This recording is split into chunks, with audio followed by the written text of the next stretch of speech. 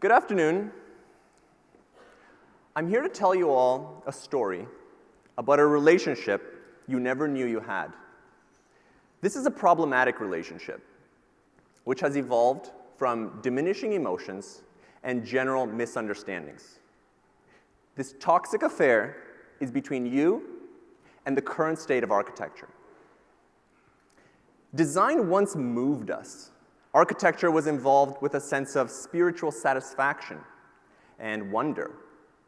It touched us with a sense of beauty, intimacy, and memory, and offered us an emotional platform through which we could better understand the human collective to which we all belong. Now, whether it ever really achieved this or not is not what I'm here to talk about.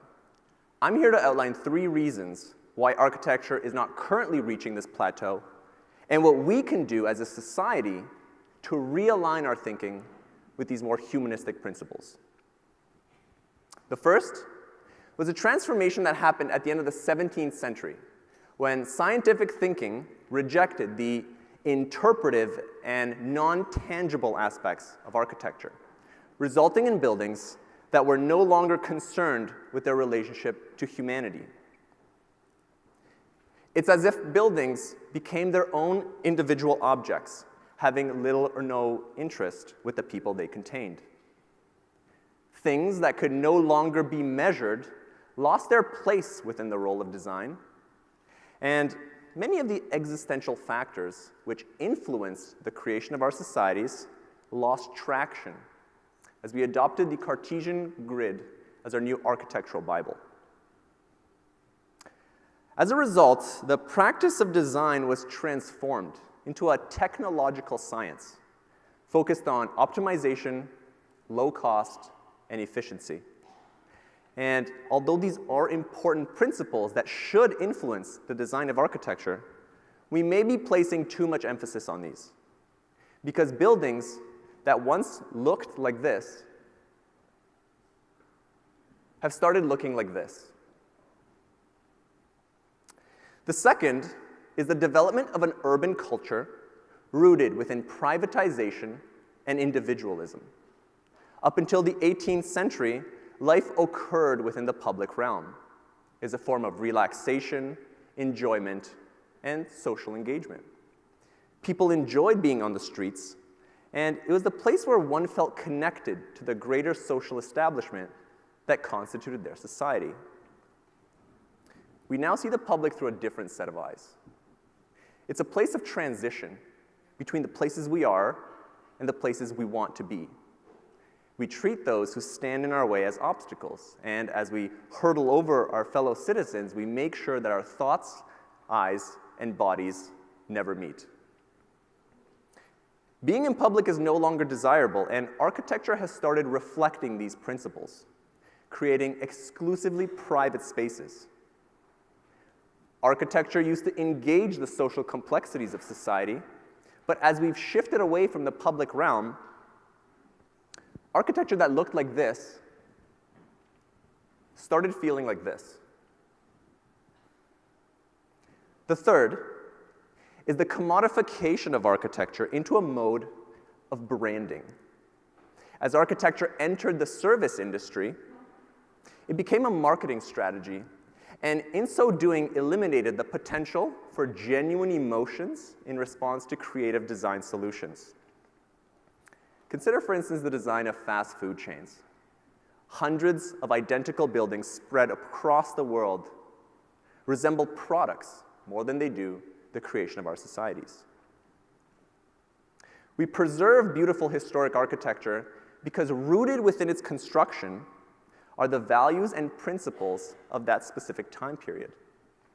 We as a society invested in architecture, and with that investment came character and identity of some of the major cities of today. If we were to consider ourselves as part of an elite historical preservation team of the future, would we consider what we're building today worthy of preserving? I think mostly not, and I think it's because buildings that felt like this are being processed like this. Now, design is typically grounded within design principles, And I think if we were to expand our list to include the following three, we could once again reinvigorate architecture, alleviating the negative effects of some of the previously mentioned movements. The first is the consideration of architecture as a story. We love stories. Stories engage us. They make us think, and best of all, they make us imagine. If we reflect back to grade school English class, we might remember a chart that looks like this. This is a graphic illustration of a narrative structure, a series of incidents, obstacles, and even disasters formulate a tension leading to a high point, creating a climactic experience. In much the same way, architecture can take us along for a ride should we choose to design it to do so. Much like a story, architecture has an introduction. Today, we came off of Bay Street and we were brought into a large reception area that took us into a stairwell. We were introduced to the building as artifacts on the walls reflected the building's history, and as we continued up the steps, we were introduced to the building's past. This massive area is the heart of the narrative. It's where we'll spend most of our day and where a series of incidents, obstacles, and disasters could lead to something amazing and climactic.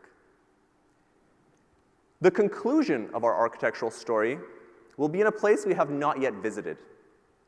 The space is bright, engaging, and offers us the opportunity to end our evening through social engagement, concluding our architectural story.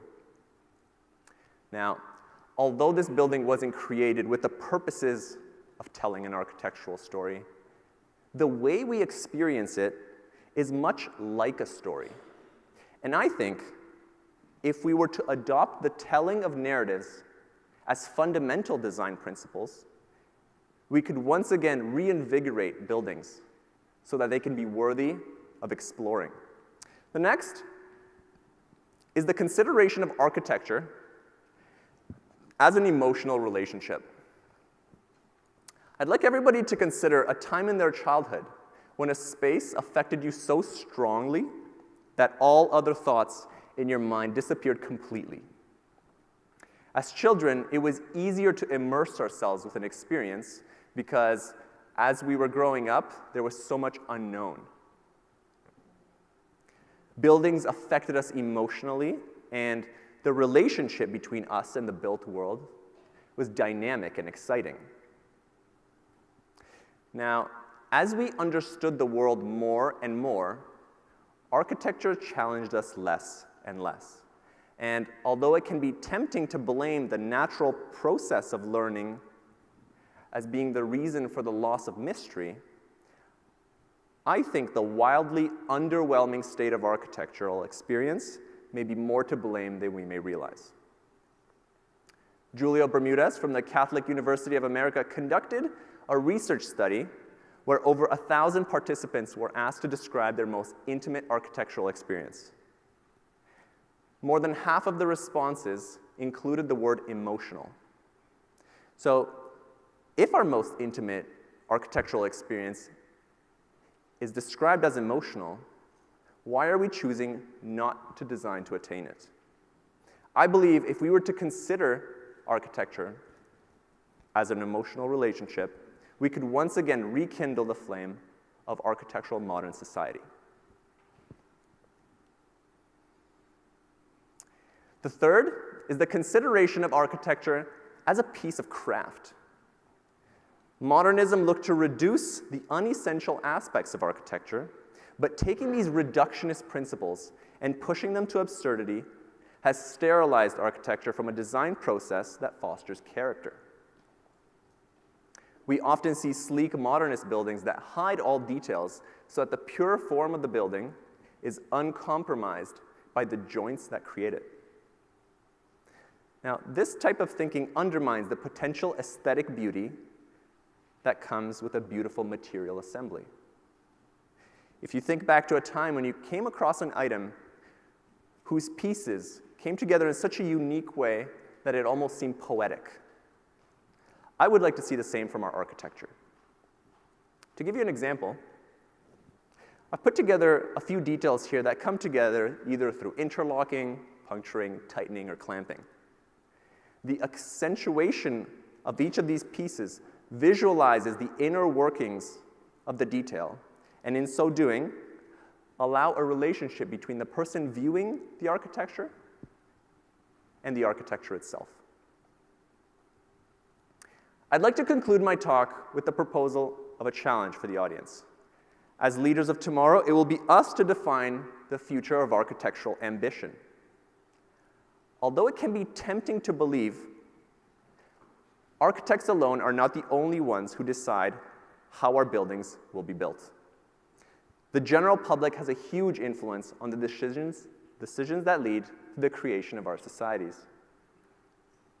My challenge for the audience is to consider yourself part of the architectural movement. Starting right now, I challenge you to mentally equip yourself so that when you are given the opportunity to play a part in the creation of our cities, you can be confident that your decision will lead to a positive influence in our future architecture. Thank you.